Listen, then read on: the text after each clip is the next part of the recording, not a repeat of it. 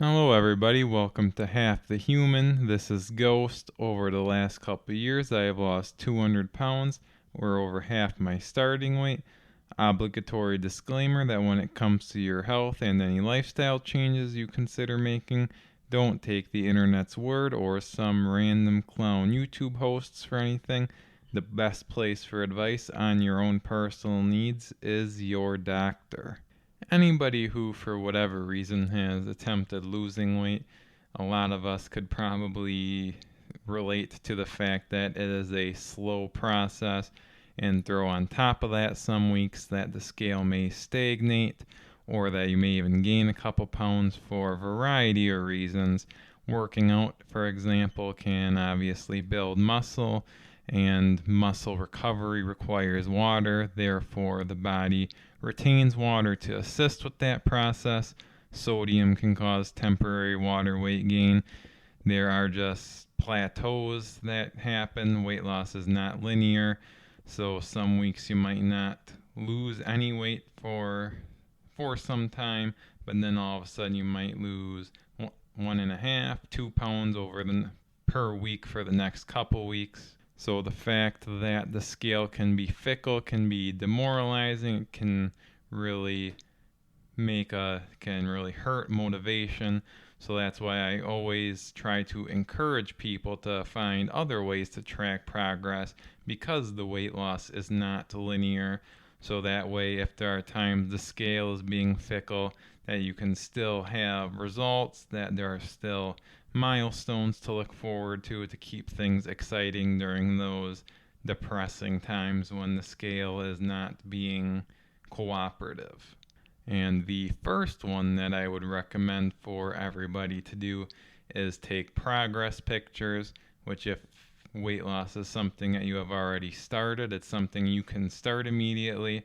Or if you can do it from the beginning, that is awesome. It really, seeing that visual representation of the changes that happened can be very motivating. It can keep you on the right path, because in general it can be tough for us to notice these changes in ourselves. Weight loss happens so incrementally, a pound at a time, that there's actually a phenomena called phantom fat, which basically is that people who have lost even tremendous amounts of weight have trouble seeing it in themselves. So taking periodic progress pictures that you can look through once a week for the pictures, or if you take them twice a week, monthly, being able to look through that, it's a lot easier to see the results, and therefore that even if you don't lose weight for however long, that you can still see that changes are happening. I also like to take measurements that really can demonstrate fat loss, even if the scale is being stubborn. Maybe you go a couple weeks without noticing any difference on the scale, but you lose a couple inches off your waist, which is an awesome thing. And on top of that, you could also throw in the waist to height ratio, which, according to the NCBI, according to a meta analysis which included more than 88,000 adults, mainly from Asian countries, the waist to height ratio was the best discriminator for hypertension, diabetes, and some big disease word which I don't want to even attempt to pronounce, but it was in both sexes, whereas BMI was the poorest discriminator for cardiovascular risk factors, which isn't to say that BMI is inherently bad. It's a good general kind of guide for the average person. But if you want to take someone like The Rock or Terry Crews, Arnold Schwarzenegger, BMI may very well indicate that they are obese, which I suspect they don't suffer the same health risks that someone like me had 200 pounds ago. So that would be one reason why the waist to height ratio is important.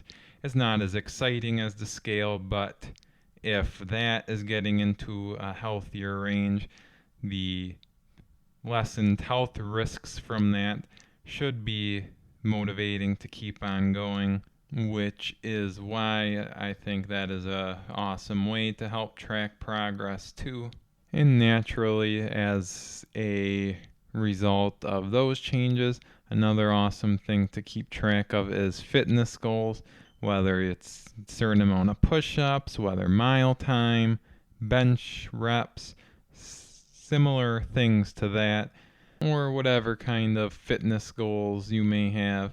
Again, that would just help keep things interesting and give you other goals to aim for besides just strictly seeing the scale go down, although these may correlate a little bit to that, but it is another cool thing to keep track of as you lose weight.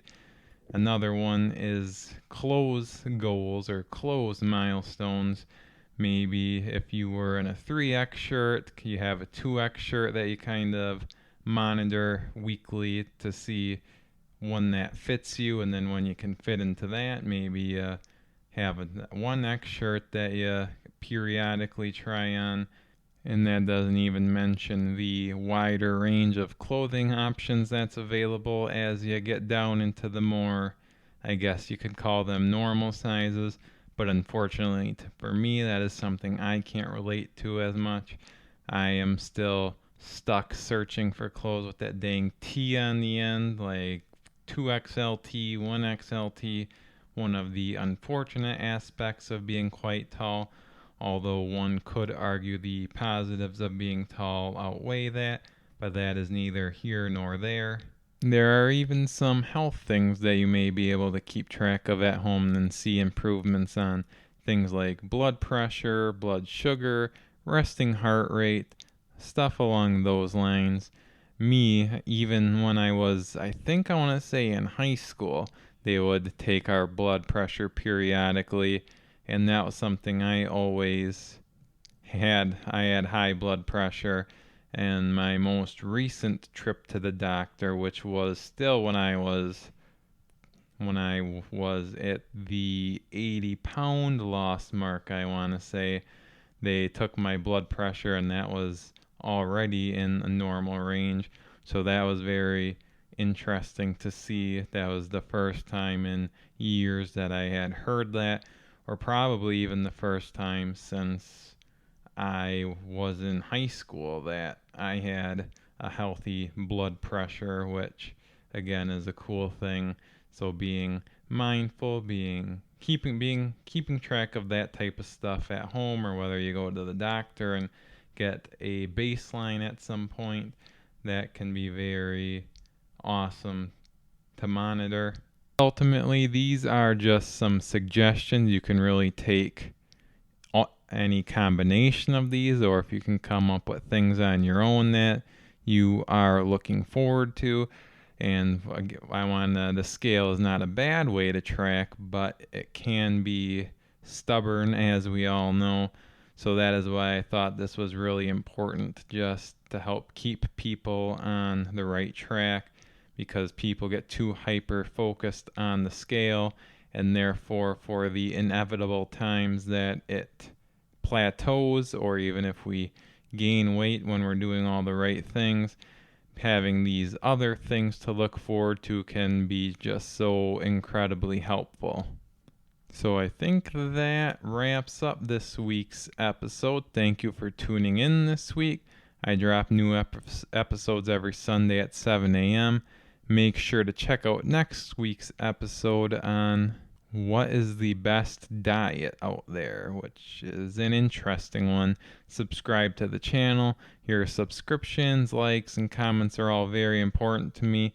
We can grow this thing, but I can't do it without you. This is Ghost, and I'll catch you on the flip side.